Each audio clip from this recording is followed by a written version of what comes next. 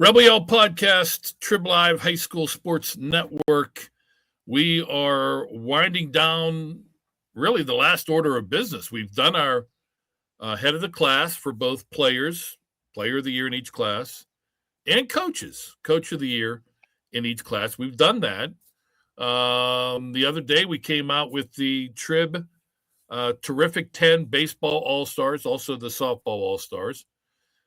We have on, I gotta get my days right here, Tuesday, announced our WPIAL Softball Player of the Year, Bria Basiljevec of Shaler, and now our WPIAL Baseball Player of the Year, Senior Cooper Hochendoner, formerly of South Park High School, and now getting ready to start his collegiate career this fall. Headed to the Rock, headed north to Slippery Rock University. Cooper, congratulations on an incredible season, incredible career, and we appreciate you joining us, pal. Yeah, thank you. It's an honor to be on here. Well, I'm going to ask you, we're going to start, there's so many places we could start. I will start by asking you, what word, and then you can go into detail why you chose that word. What word would you use to describe the South Park Eagles, not you, but the team, South Park Eagles 2026 season? One word. Or a couple words. I'd honestly say something like historic. Yeah. Because we came into the season, we wanted double gold, which is very high. We set the bar very high, obviously. And we came out with double silver. So, we made it to every big game, and, that's what we wanted from the start. And, we did lose in both championships games, but, double silver is not as bad as when you look back on it this season. Since losing at Penn State, and again, it's an incredible achievement, like you said, to achieve double silver. It doesn't sound as splashy as double gold, but to reach the district and state playoffs means you've had a heck of a run as a team. But how long after the loss? It stings. It stinks, especially the heartbreak fashion that you guys lost, losing 1-0. But how long before you specifically started to kind of let the sting fade away and really wrap your head around how successful of a season this was? Yeah, it got better as the days went on. It really stung the day after that, and even like the day after that. But after like a week, you start to think like, we made the WPIAL championship, we made the state championship. If a couple other things go our way, those games are maybe different. So, you can't change the past. You just got to look at the future. And, the past, honestly, we made some big accomplishments. Sure. No doubt. I mean, like I said, I always feel bad for the teams that lose because it's a crappy feeling. I mean, everybody's goal is to win a championship. And when you're so close, I just always try to make sure that coaches or players realize that, 5, 10, 15 years from now, you guys are going to be bonded together forever because of the great season that you guys had. And even if it didn't equate into a championship, it was a heck of a season. So many teams, including some of your rivals, aka Avonworth, would have loved to have been still playing late into May, yet alone into mid-June. So, I mean, have you sort of come to that realization and that aspect by this point? Yeah. Another goal was I just wanted to play as many games as possible with the group of guys we had because we had a special group. And we did that. We made it to the farthest point in both tournaments. And, I just love playing baseball. So the fact that I was able to make it to the finals in both and play the most baseball as possible my last high school season, it's special.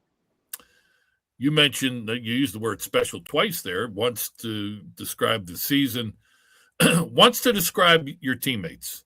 What made this group so special? We were a group of like all friends, and we had our moments to have fun, but when it was the 2 hours of practice, we worked so hard, like honestly. Guys were always working on something, and especially when the playoffs hit, it was like we flipped another switch of focus, and it was like the one practice we needed to turn double plays. We worked double plays, and the next game we turned like one or two double plays. So we practiced how we played, and I honestly think that's why we made it as far as we did, is our hard work. Yeah, because it's easy to get into especially you and your buddies, to sort of maybe cross a line into goofiness at practice, but the teams that take it seriously, not that you can't have fun moments, but I mean that you're working on certain aspects of the game, and that's what you're doing. You're working on it. So, once the practice begins, let's take this thing seriously. And those teams oftentimes go on to have great success. You've had a very successful and impressive year. It started in the fall when you helped the South Park Eagles soccer team win a WPIAL championship.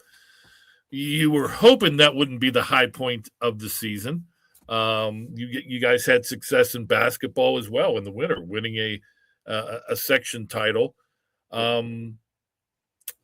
Did you get to a point, and then of course we're here because of your uber success on the diamond, but was there a point here in your senior year where you were just like, I'm running out of gas? Yeah, they're definitely. I'm not gonna sit here and lie and say there wasn't. There was times where I was really tired. But I knew it was my last time gonna be playing soccer, basketball, and high school baseball, so I wanted to put it all out on the table. And I just love winning and I love sports, so it outweighs the tiredness I was feeling, I guess you could say. Now that your senior year in your high school career is in the rearview mirror, do you kind of treasure that soccer championship a little bit more? Yeah. Because I now see how hard it is and how much it takes to win a WPIAL. And to win two for soccer, I don't take it for granted at all. Yeah. And you were a key part of it, right? Starting goalkeeper.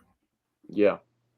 How long have you played soccer? How long have you played basketball competitively? And how long have you played baseball?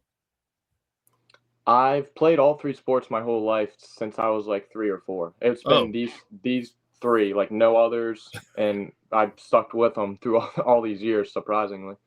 Has baseball always been your favorite, or was it just you were maybe the best at baseball and each sport was near and dear to your heart? I'd probably say baseball is always my favorite because I played like travel ball and all that. But whatever season it was, like I was all in on that. Like if it was soccer season, I was all in on soccer season. If it was basketball, I was all in on basketball season. But same thing with baseball. But I went the extra by playing like travel baseball. You're a poster child of A, enjoying your high school career, and B, playing multiple and starring in multiple sports. There are a lot of people who, especially parents, so I'll let you speak to the parents, since a lot of times the kids don't necessarily have a say. But even if a young athlete's listening, how important has it been for you to have those three, where when it's winter, you're all in on basketball. When it's fall, everything's soccer.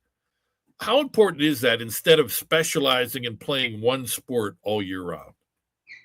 It's very important because I think other part of like your muscles get stretched, get used, and it keeps you athletic, the main thing. Being a goalkeeper and stretching for balls and all that, you gain good strength in your legs for jumping for these balls. And basketball, it's just an athletic sport. You're running, you're Sure. doing cardio, you're staying in shape, um, and it all correlates to baseball and vice versa.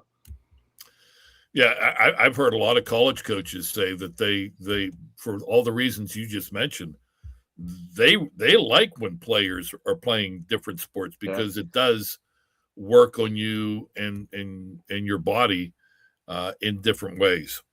Cooper Hochendoner, South Park senior, formerly South Park now. Again, he is graduated, so it's getting ready for his college career at Slippery Rock, which we'll talk about in a moment or two. Let's talk about this Eagles special season on the diamond. You guys, once again, as has been the case for most of your career, locked horns with Avonworth, battling for the section title. You guys played them. It built up nicely. Both teams were undefeated in section play into that big showdown series in late April. You guys go to their place, lose a heartbreaker in extra innings in the first game of the section series, and then they handled you pretty well in your backyard.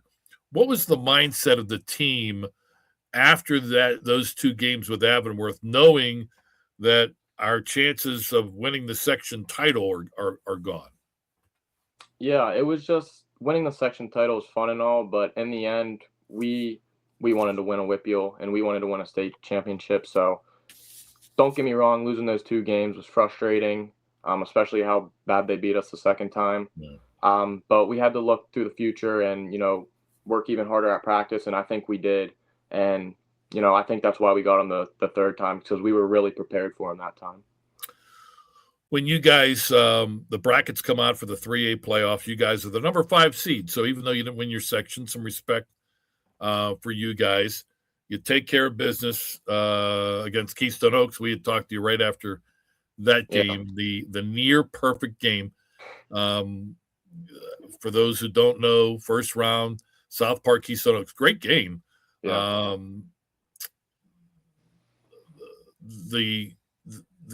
You guys have a 3-0 lead. Comes down to 7th inning. They haven't had a base runner, and you get the first 2 outs, and then you go 3-2, and you walk them. And Nate, I can't remember his name for Keystone Oaks, but he was the pitcher who also pitched a great game. So he walks. You get the next guy, very next pitch to pop up the second. So you lose the perfect game, but you got the no-hitter. Have you ever thrown, even going back to the days of youth baseball, a perfect game? Maybe, I really can't remember. Maybe like something like 10 to 14U, I couldn't travel ball throw a perfect game. Yeah, not in high school though. I threw a no-hitter against East Allegheny last year though. Okay, so that was your second no-hitter. Yeah. You guys beat a very good Freeport team in the quarterfinals, 4-1. Then you get the rematch with Avonworth, and again, a sweet revenge. It's turned into, even though the schools are nowhere near each other, one of the great rivalries in WPIAL baseball, Avonworth and South Park.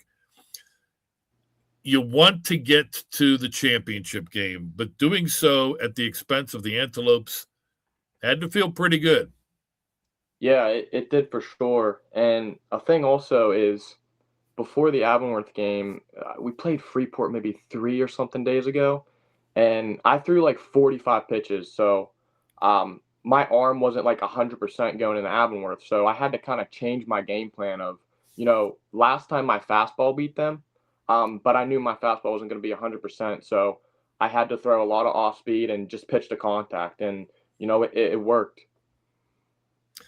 Yeah, you guys would get the win 5-2 over the Lopes into the championship game. You, before we talk about that classic with Elwood City, you are a broadcaster's dream. You get the ball and you chuck it. You're not messing around. You're not walking around the mound. You're not fixing jewelry or anything like that. You get it and you're ready to chuck it. In fact, a couple games that I did of yours, the umpire has to sort of stop because he's not ready yet. Where did that mindset come from to work quickly? Yeah, I've just always liked to work fast. I just like to, whenever I see the sign, just go. And I think it makes hitters like uncomfortable because a lot of times they get in the box and they'll call time because they know I work fast. And, I think it probably messes up like where their head's at. So I've always done it. It always seems to work. So if it ain't broke, don't fix it, I guess. I agree. And I'm surprised more young players don't because I agree that there's more advantages to working fast, and finding that zone than there is of lollygagging around out there. How would you grade your move, your pickoff move, whether it be the first, second, whatever? Pretty good? Yeah, for my first base move, it's pretty good. I actually picked someone off in the semifinal state game.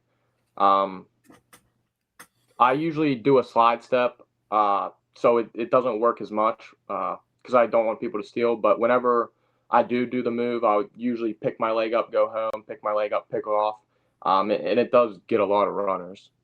Now, you're a left-handed pitcher, near and dear to my heart. Now, in the regular season, when there's only two umpires and the guy, if there's a runner at first base, the base umpire has to go behind the pitcher's mound, between the pitcher's mound at second. How many times? Come clean. It's just the two of us. How many times are you balking? Oh, I probably am a couple of times, especially in that situation, because if they call a balk, so what? Like, I probably if you can do it and get away with it, right? Yeah. Why not? I'm sure I have. That's the perfect situation when there's no first base umpire. A little tougher when they're staring at you, but yeah, I mean, nothing wrong with that. All right, Elwood City, you guys go up 1-0. You're cruising. You're throwing a gem of a game, and then Buntamania took place, and they get a couple base runners on, and kudos to Coach Weiss. 3 straight bunts called. 2 of them that you guys, nobody got out on. Finally, the last one, I think it was you, made a really nice play. It was 3 tremendous bunts. Yeah. I told Coach Fisher afterward, I said, what are you going to do? I said, all you can do is tip your cap to them. I mean, it was gutsy, but the execution was tremendous. Just talk about that. Had to be a very frustrating sequence, especially the first one. You field the bunt. You kind of went John Elway on Ryan, and you gunned it from 10 feet away. But and they end up winning by a score of 5-2. But obviously, pretty frustrating. Yeah, it's really frustrating because I'd rather them string together 5 to 6 hits than 3 bunts. But then again, what are you going to do? They were 3 beautiful bunts. Yeah. And if that's the way they were going to beat me, then, that's what they had to do. So they put 3 beautiful bunts down, and, you just got to tip the cap to them. No, I agree. And if you were the pitcher for Elwood City and you're watching that from the dugout, you're going nuts. You're like, yeah. Yeah. Mm-hmm. Once you get a team, I'm a big believer that once you get a team, especially if you pull off a squeeze bunt, you have the other team on their heels, and the fact that he called 2 more bunts, I thought was tremendous. I asked Coach Wise afterward from Elwood City about whether or not he did that out of respect to you, and he admitted he did. Yeah. He admitted that hey, we're not going to bear up this kid. So they did what they had to do, and again, you sort of, it stinks, but you sort of respect it. Yep. I mean, yeah, it was the right call for sure. And it's baseball, so sometimes you catch bad breaks. as a pitcher, and feel like I did a little bit there. Another thing I told Coach Fisher, and again, this is moments after the game, so he probably went in like one of my kids went in one ear and out the other. Yeah. But I said, the season's not over. I mean, it was a crushing defeat. The season's not over, and he had said that he had mentioned that to you guys. How long after that game? You have like, I'm trying to do the math here. Thursday, 4 or 5 days between that heartbreaker and the first round of the state playoffs.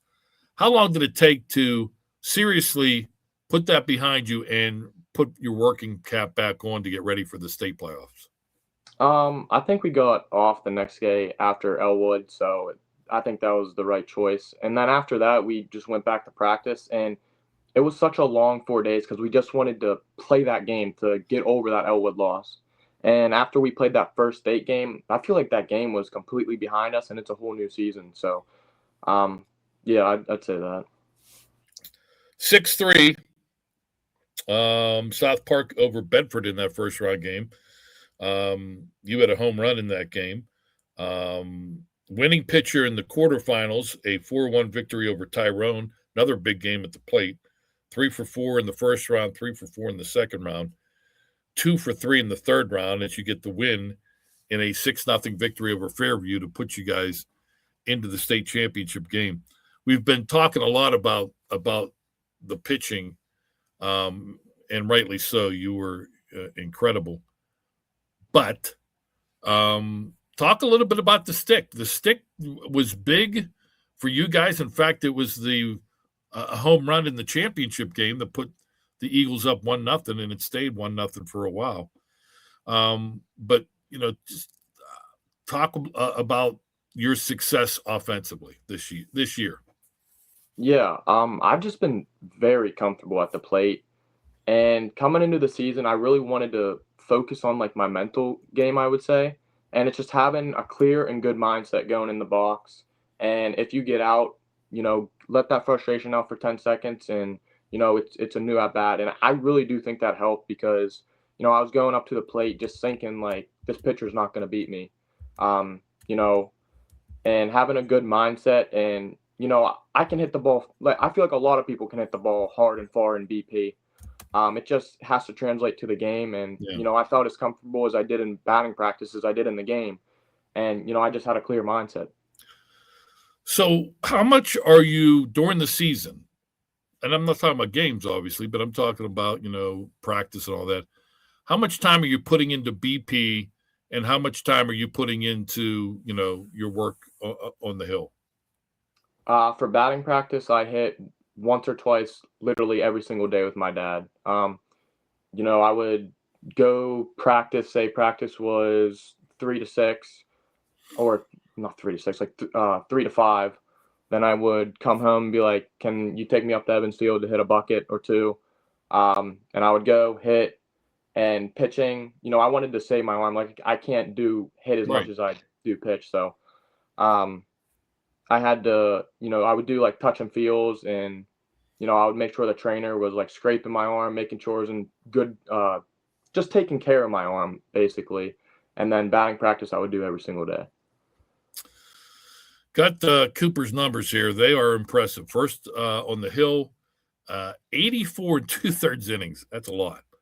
9-3 record.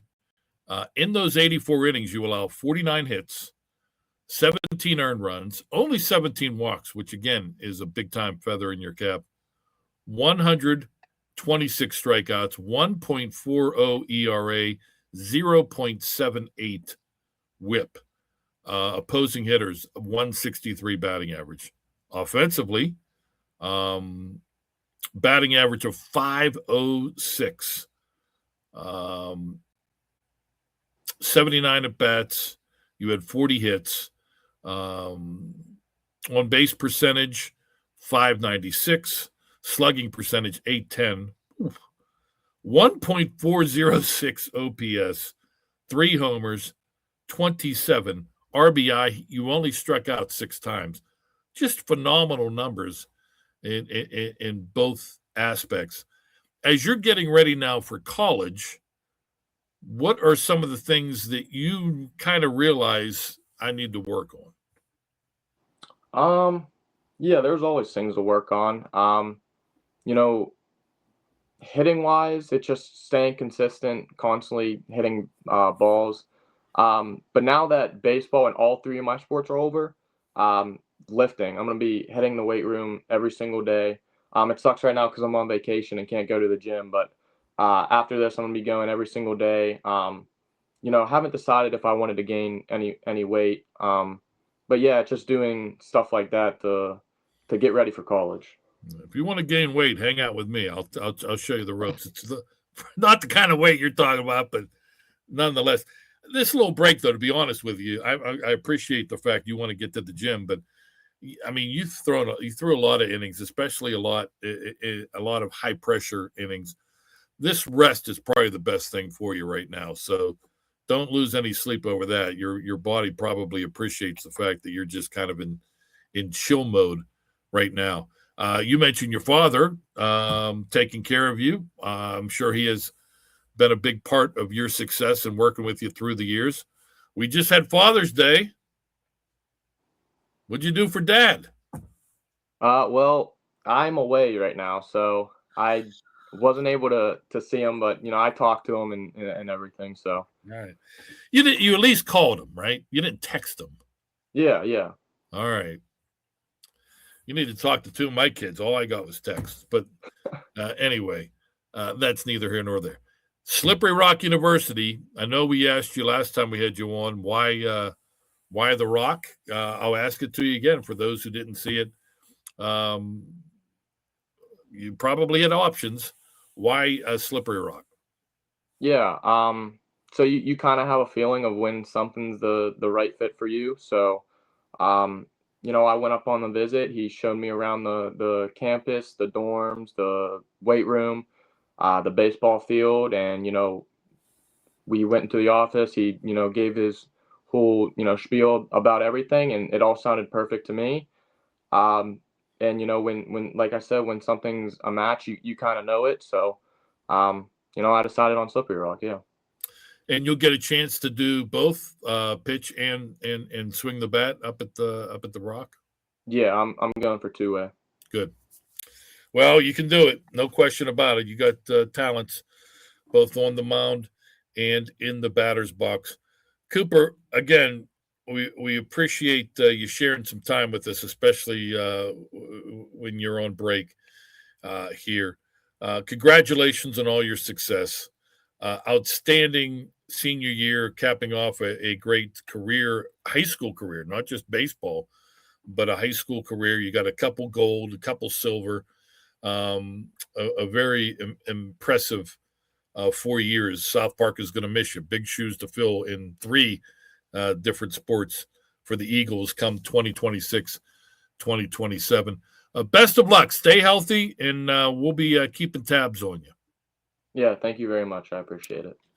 Cooper Hochendoner, formerly of South Park, getting ready to begin his career at Slippery Rock University. He is our WPIAL Baseball Player of the Year for 2026. We thank him for joining us. We thank our friends at Edgar Snyder and Associates as well. I'm Don Rebel. Thank you for joining us, and thank you for joining us really all season long. We greatly appreciate the support. It's the Rebel Yell Podcast. It's here on the Trib Live High School Sports Network.